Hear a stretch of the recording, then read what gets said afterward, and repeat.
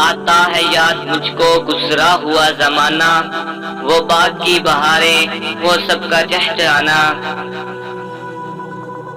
आजादियां कहाँ, वो अब अपने घोंसलों की, अपनी खुशी से आना, अपनी खुशी से जाना।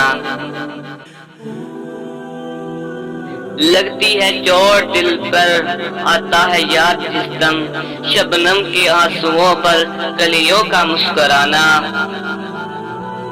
वो प्यारी प्यारी सूरत, वो कामनी सी मूरत, आबाद जिसके दम से था मेरा आशियाना।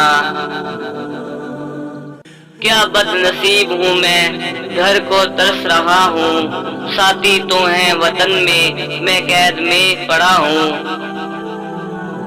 आती नहीं सदाएं उसकी मरे कब्ज में, होती मेरी रिहाई ए काश मेरे बस में। आती बहार कलियां फूलों की हंस रही हूँ, मैं इस अंधेरे घर में किस्मत को रो रहा हूँ। इस कैद का इलाही टुकड़ा कैसे सुनाऊं, डर है यही कब्ज में मैं गम से मर न जाऊं।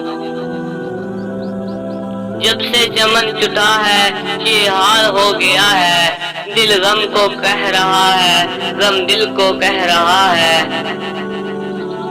गाना उसे समझकर खुश हूँ, ना सुनने वाले देखे हुए दिलों की फरियाद ये सदा है।